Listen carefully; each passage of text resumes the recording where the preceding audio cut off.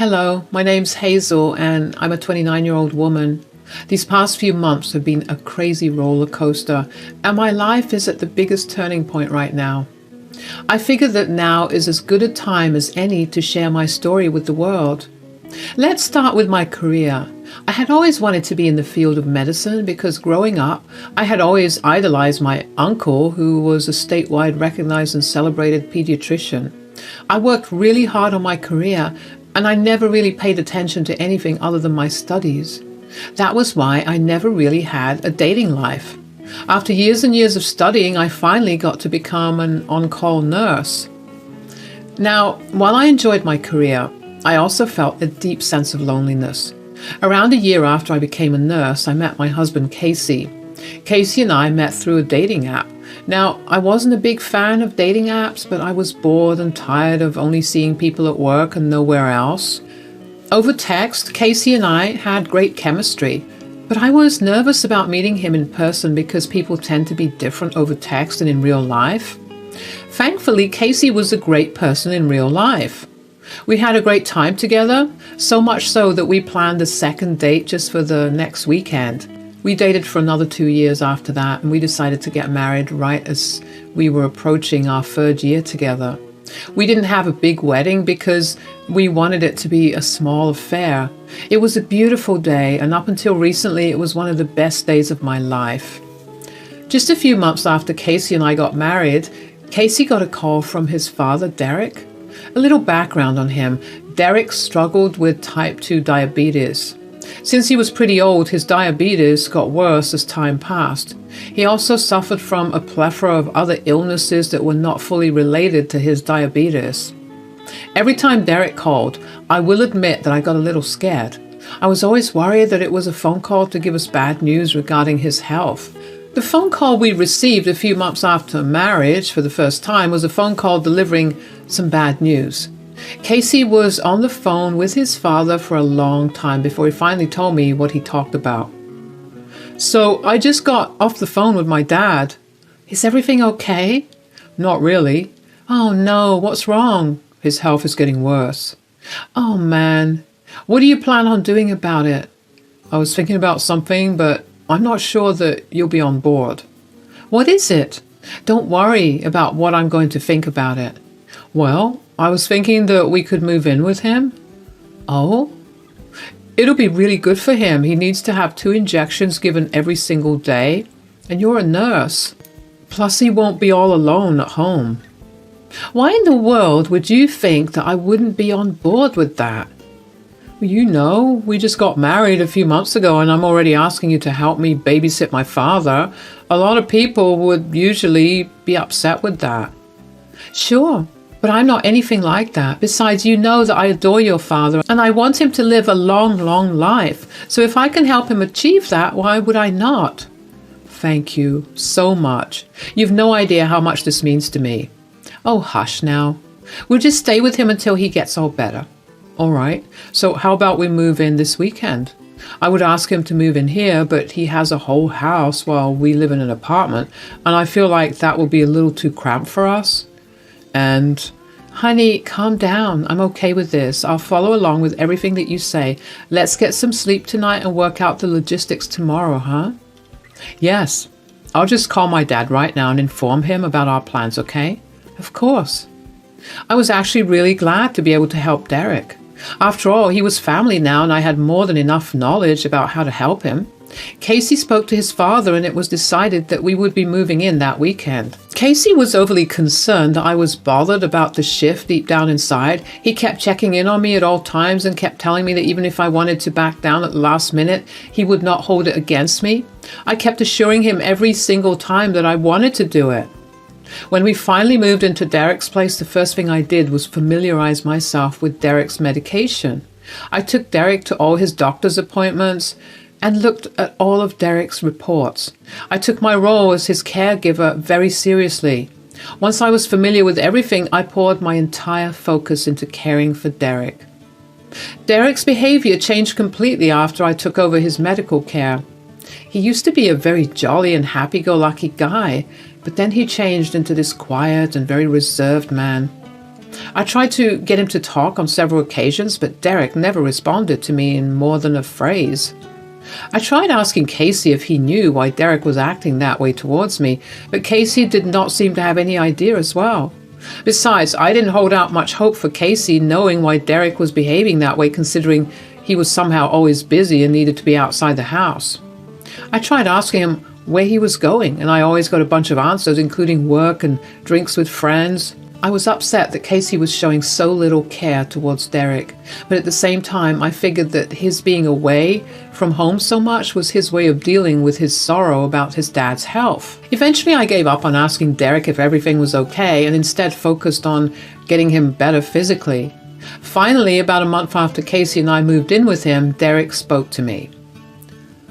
"I'm so sorry that you have to do this." "Why are you apologizing?" "I feel bad. This is not how you're supposed to spend the first few months of your marriage." "You and your son are the same. He brought up this concern with me too, but just like I told him, I'll tell you this. I want to do this for you." "Sure, but there are a million other things you could be doing or even worrying about. And none of those would be as important as you are. I want to see you get better." I don't think I ever will." "Why is that?" "You're much more stable now than you were before." "This is how it always is. I get stabilized for a little bit and then I crash again. Ask Casey. He's been with me every single one of those times." "I was there for a few of those times, but now you're in my hands. Obviously, I mean this in the nicest way possible. I'm a trained nurse and I have a little more knowledge than Casey when it comes to medicine." "How dare you say that? You have a lot more knowledge about medicine than him?" "Derek. But see, your sense of humor is coming back, so you're definitely getting better. Let's just focus on feeling good and let the future worry about itself, huh?" "I'm thankful for you. I wish there was more that I could do for you." "That's enough now. I only want you to do one thing for me, and that's to recover and be as healthy as you can. Got it?" "Yes, Mom. So where's Casey?" "I don't really know. He's been running some errands." "That boy is always taking care of things behind the scenes. I feel like I've upset him too. You know, with having you guys move in." "I can assure you that you haven't. He's just very, very worried about you. I guess being out of the house makes him feel better because he doesn't have to see you suffer as much." "I guess. Just let him know that I miss talking to him, and if he could and wanted, we could watch the game together this evening in the den. Just a boys' night, if you don't mind." "That's a great idea. Of course I'll let him know. I'm sure he'll be thrilled to spend some quality time with his dad. Besides, I could use some downtime for myself too." "All right then. If you don't mind, I'm going to take a nap now. I feel pretty tired." "Of course. I'll check in on you every half hour. And if I'm not here, just press this buzzer and I'll be right by your side. Sleep well." I'm not going to lie, but I had an inkling that Derek had been feeling that way. I was glad that he finally felt comfortable enough to confide in me about it. I tried my best to be as reassuring as I could be that Derek was no bother to me. All that was left for me to do after Derek went to sleep was to wait for Casey. He had gone out again that day and he hadn't told me where. I texted him and called him a few times, but I could not get through to him. I was beginning to worry, but about an hour after I tried to get in touch with him, Casey texted me and let me know that he was okay and that he would be back home late. I got dinner ready for Derek and me, and for the first time since I moved in, the two of us sat together and ate. We finally went back to having conversations that we always did. I gave Derek his night medications and sent him to bed. I lay in bed for another 2 hours waiting for Casey to get back. I was really tired from the day, so I ended up falling asleep. I woke up about an hour and a half later because I heard sounds coming from the living room. When I went downstairs, I saw Casey sitting in the living room and taking off his shoes and then his tie. So I approached him and asked him where he had been all day. "Hey, where were you?" "Oh, just here and there." "Okay. Well, I was talking to your dad earlier, and I have to say both of you think the same way." "What do you mean?" "Both of you worried about how I would react to moving in here right after marriage. It was actually kind of cute." "Oh, I really do hope you don't secretly mind it." "No, I don't. But he also asked me to ask you about something." "Oh, what is it?" "He asked me to ask you if You'd be free this weekend to watch the game this weekend, just the two of you, in the den for a boys' night. Oh man, I wish I could, but I'm going to be busy this weekend. You are? What are you doing? I just have some things I need to do. You know, ever since we moved in, you've been busy doing something. You won't tell me about anything. Look, don't take it personally. I just need to sort through some things, okay? No, I will not take that as an answer. Do you even know how upset your dad is? What's he got to be upset about? You haven't been spending any time with him. He thinks you're upset about the move-in and that you're avoiding him because of it. That's nonsense. Then what are you running around for? I'm just taking care of all the legal things like my inheritance, you know, in case things go south with Dad. Are you being serious right now? What? I don't want things hanging open and us struggling later on. Your father is alive and healthy right now, and all you can think about is making sure that you get your inheritance from him? This is exactly why I didn't want to tell you about anything. What? Because I was going to tell you that you seem insane? Look, Dad's health has always been very fragile, and he's always denied wanting to get his affairs in order. Besides, I never had the opportunity to get it done because I was strapped by his side taking care of him.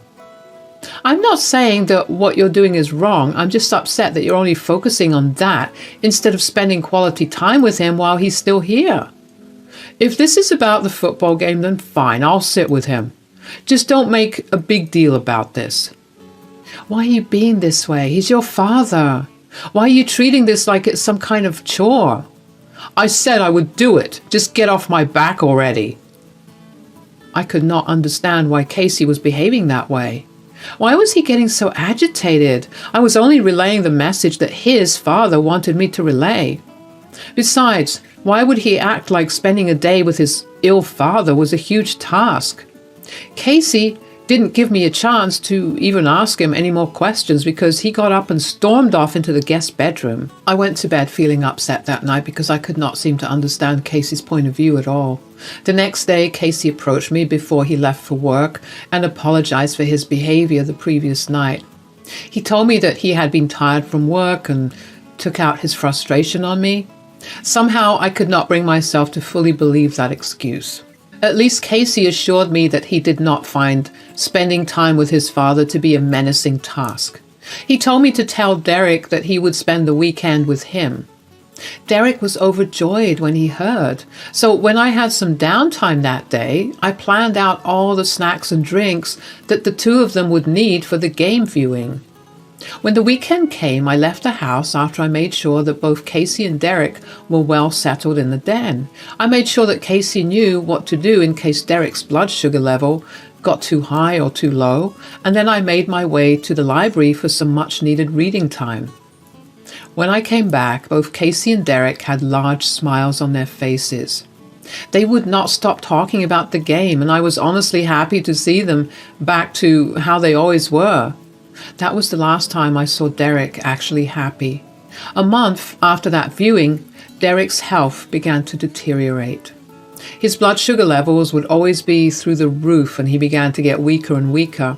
So one day, on a whim, I decided to take Derek to the hospital to get his health checkup. I gave the nurse a bottle of the medicine and asked her to just check if it was the right contents because I wanted to rule out any and all causes for Derek's failing health. As soon as Derek was settled in his ward, I called Casey and informed him of what had happened. Casey rushed over and was with me in the hospital within half an hour. What's going on? Oh, thank God you came. What's wrong with Dad? Nothing too serious, but his health was getting worse. I felt like something was off, so I just brought him to the hospital. What? It's nothing to worry about. I'm just making sure that everything's going fine. Did you seriously admit him into the hospital based on a hunch? Well, yes. What's the problem with that? Do you know how much his bills cost? He's fully insured, Casey. There's nothing to worry about. What is your problem with this? You're a nurse. You could have figured it out on your own. You did not have to come to the hospital. Hospital can do much more than what I could have done at home. What is your issue? Aren't you glad that I was precautious? I mean, this is better than waiting until something bad does happen. Nothing bad would have happened. You just admitted him into the hospital because you thought something was wrong. You didn't have any evidence. Did I not say that his numbers indicated that his health was declining? I think that's evidence enough. Ugh, you're going to ruin everything. What did you... I was interrupted by the nurse to who I had given Derek's medicine. She pulled me to the side and told me that the medicine was not medicine, but it was sugar water. That was what was causing huge spikes in Derek's levels. I was shocked. I could not understand how that was possible. That was until I got a call from one of Casey's friends right at that moment. What they told me shocked me to my core. I started thinking of Casey's suspicious behavior. Derek's spike in blood levels started a month before and right after the game viewing the day that I was out of the house. I quietly told the nurse to alert the police that Casey had been trying to poison his father. My heart was racing, but I knew that Casey had to be the culprit. I just needed to stall him. I set my phone to recording and approached him. What's going on? What took you so long? Why do you look so pale? So the nurse just told me something. What? I do not have the patience for your drama right now. Spit it out. The medicine that I had been injecting Derek with was not the one prescribed to him. Oh, how did the nurse find out about that? Because I gave her the bottle of the medicine when she told me that Derek's sugar levels are soaring beyond belief. I thought that was odd. So I gave the bottle of medicine. Turns out it had been switched with something else entirely. With what?